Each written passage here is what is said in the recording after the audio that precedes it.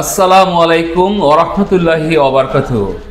আমি Ayesha travels and tourism থেকে GM Jewel Abedin executive director আপনাদেরকে জানাই আন্তরিক শুভেচ্ছা ও স্বাগতম। আজকে আমি হাঙ্গেরির ওয়ার্ক পারমিট বিষয়ক বিভিন্ন তথ্য নিয়ে এই ভিডিওতে আলোচনা করব। যারা আমার এই ভিডিওটি সম্পূর্ণ দেখবেন তারা হাঙ্গেরি বিষয়ক অনেক তথ্য পাবেন আশা করি। তাহলে চলুন ভিডিওটি শুরু করা যাক। ভিডিওটি শেষ না হওয়া পর্যন্ত আমার সাথেই থাকুন।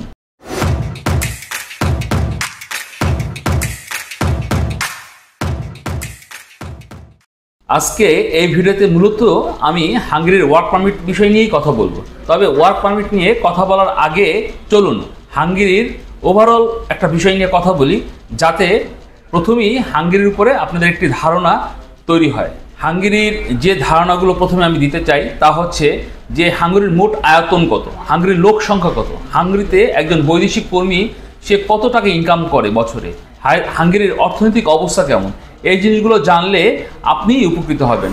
আমি আপনাদেরকে যে তথ্যগুলো দিতে যাচ্ছি তা হচ্ছে হাঙ্গেরির মোট আয়তন 93,026 বর্গ কিলোমিটার, যেখানে বাংলাদেশের আয়তন 1,48,460 বর্গ কিলোমিটার।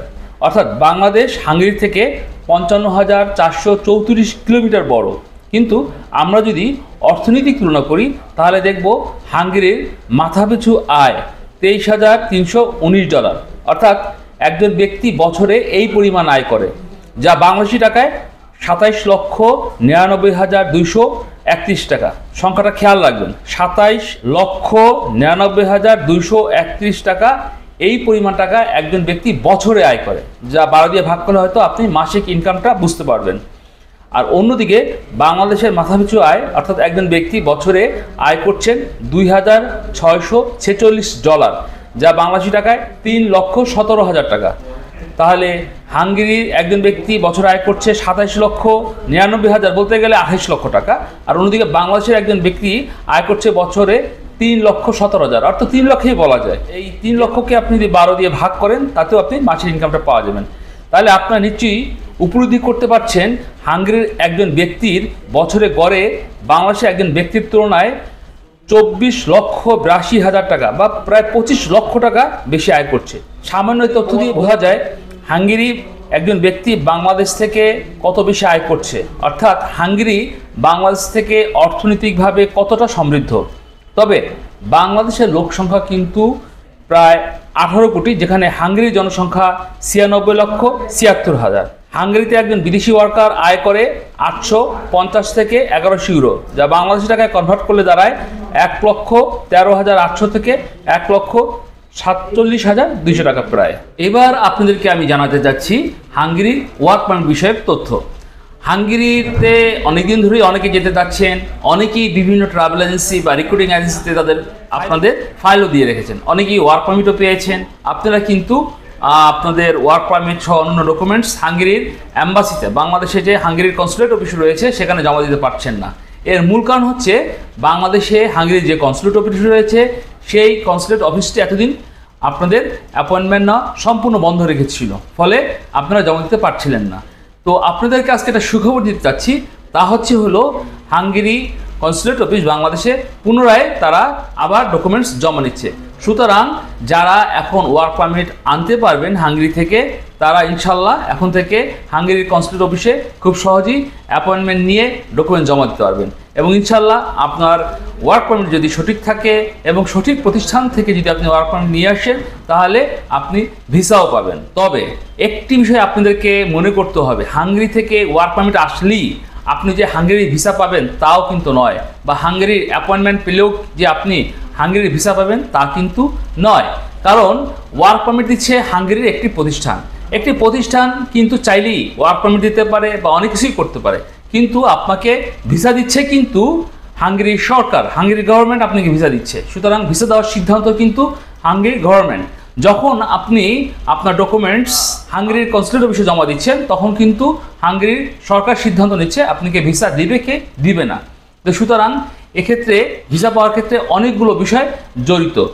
যেমন 1 নম্বর হচ্ছে আপনি কি যে ওয়ার্ক পারমিট আনছেন সেটা আসলে সঠিক কিনা, ভালো প্রতিষ্ঠান থেকে আনছেন কিনা, এটা একটা বিষয়। দ্বিতীয় নম্বর বিষয় যেটি তা হচ্ছে যে আপনাকে হাঙ্গেরির কনসুলেট অফিসে ইন্টারভিউ দিতে হবে, এবং সেই ইন্টারভিউ ইংলিশে হতে পারে, বাংলায় হতে পারে। আপনি কিন্তু জানছেন না যে আসলে অ্যাকচুয়ালি সেই কনসুলেট অফিস বা কনসুলেটর যিনি আসেন সে কি আপনাকে বাংলায় না ইংলিশে ইন্টারভিউ নেবে। সুতরাং আপনাকে আগে থেকেই সেই প্রিপারেশন রাখতে হবে বা ইংলিশে মোটামুটি আপনাকে দক্ষ হতে হবে। হাঙ্গেরিতে ওয়ার্ক পারমিট আনতে এবং অ্যাম্বাসিতে ফাইল জমা দিতে হলে ন্যূনতম আপনাকে এসএসসি পাস হতে হবে, এখানেও একটি বিষয় রয়েছে। তো সুতরাং মোটামুটি কিছু বিষয় নিয়েই কিন্তু হাঙ্গেরির ভিসার সফলতা নির্ভর করছে। আয়শা ট্রাভেলস অ্যান্ড ট্যুরিজম কর্তৃপক্ষ এই বিষয়ে স্পষ্টভাবে একটা কথা বলতে চাচ্ছে, যারা আপনাদের সকল দক্ষতা নিয়ে হাঙ্গেরি থেকে ওয়ার্ক পারমিট নিয়ে হাঙ্গেরির কনসুলেট অফিসে ফাইল জমা দিবেন, তাদেরকে আমরা পূর্ব থেকেই ইন্টারভিউর জন্য একটি ট্রেনিং দিব। যে ট্রেনিংটি আপনারা পেলে ইনশাল্লাহ খুবই সহজ এবং স্বাভাবিকভাবে আপনার কনসুলেট অফিসে যে ইন্টারভিউ হবে সেই ইন্টারভিউর সকল উত্তর আপনারা দিতে পারবেন এবং সেভাবেই আপনাদেরকে প্রিপেয়ার করে বা প্রস্তুত করেই আমরা আপনাদেরকে কনসুলেট অফিসে পাঠাবো। আপনাদেরকে আরেকটি তথ্য দিতে চাই, তা হচ্ছে ইনশাল্লাহ আজকে থেকে আয়শা ট্রাভেলস অ্যান্ড ট্যুরিজম কর্তৃপক্ষ পুনরায় হাঙ্গেরির জন্য ফাইল জমা নেওয়া শুরু করেছি। হাঙ্গেরিতে আপনি ফাইল জমা দিলে 1 থেকে 2 মাসের মধ্যেই আপনার ওয়ার্ক পারমিট ইনশাল্লাহ চলে আসবে এবং আপনি ফ্লাই করার আগ পর্যন্ত, অর্থাৎ যেদিন আপনি ফাইল জমা দিবেন সেদিন থেকে ফ্লাই করার আগ পর্যন্ত আপনার মোট সময় লাগবে 4 থেকে 5 মাস। এই মুহূর্তে আমরা হাঙ্গেরি থেকে factory, construction, general labour, packaging ইত্যাদি বিভিন্ন কাজের উপরে ওয়ার্ক পারমিট নিয়ে আসব এবং হাঙ্গেরিতে আপনাদের মাসিক বেতন হবে 800 থেকে 1200 ইউরো। তো সুতরাং আপনারা এই তথ্যগুলো পেয়েই আপনারা সামনের দিকে আগাবেন বা হাঙ্গেরি যাওয়ার জন্য প্রস্তুত হবেন। হাঙ্গেরির প্রতিষ্ঠানগুলো আপনাকে থাকার জায়গা ফ্রি দিবে এবং খাবারটা আপনার নিজের ব্যয় করতে হবে। তবে আপনি একটি জিনিস জানলে খুশি হবেন, অন্যান্য ইউরোপিয়ান দেশের তুলনায় হাঙ্গেরির জীবনযাত্রার ব্যয় অনেক কম। হাঙ্গেরির ওয়ার্ক পারমিটের জন্য আপনাকে পাসপোর্ট, সাদা ব্যাকগ্রাউন্ডের 35x45 মাপের 1 কপি ছবি, এনআইডি ইত্যাদি ডকুমেন্টসগুলো আপনি নিয়ে হাঙ্গেরির কনসুলেট অফিসে জমা দিবেন। তবে আপনাকে খেয়াল করতে হবে আপনার কিন্তু পুলিশ ক্লিয়ারেন্সও লাগবে, অর্থাৎ যেদিন আপনি হাঙ্গেরিতে আপনার ডকুমেন্টস দিবেন তখন আপনার ওয়ার্ক পারমিট, পাসপোর্ট, ছবি, পুলিশ ক্লিয়ারেন্স সহ আপনাকে জমা দিতে হবে। মোটামুটি এই ডকুমেন্টসগুলি হাঙ্গেরির জন্য প্রয়োজন। যারা হাঙ্গেরি যাবেন বলে চিন্তা করছেন, মনস্থির করেছেন, তাদেরকে অনুরোধ করব আপনারা কাল বিলম্ব না করে এখনই আয়শা ট্রাভেলস অ্যান্ড ট্যুরিজম কর্তৃপক্ষের মাধ্যমে আপনারা আপনাদের হাঙ্গেরির ফাইলটি প্রসেসিং করুন এবং হাঙ্গেরি গমন করে আপনাদের বৈদেশিক কর্মসংস্থানের সুযোগ তৈরি করুন। যারা হাঙ্গেরি যাবেন বলে আশা করছেন বা স্বপ্ন দেখছেন, তাদের স্বপ্ন বা ইচ্ছা পূরণ হোক সেই প্রত্যাশা রেখে আজকের ভিডিও এখানেই শেষ করছি। যারা এতক্ষণ আমার সাথে এই ভিডিওতে ছিলেন তার ভিডিওতে একটি লাইক দিবেন এবং এই ভিডিওর তথ্য সকলের মাঝে ছড়িয়ে দিবেন। যারা আমাদের চ্যানেলটিকে সাবস্ক্রাইব করেছেন তাদেরকে অসংখ্য অসংখ্য ধন্যবাদ। আর যারা এখন আমাদের চ্যানেলটিকে সাবস্ক্রাইব করেননি তাদেরকে অনুরোধ করব আমাদের চ্যানেলটিকে সাবস্ক্রাইব করে আমাদের পাশে থাকার জন্য। সকলেই ভালো থাকবেন, সুস্থ থাকবেন, নিরাপদে থাকবেন। আল্লাহ হাফেজ।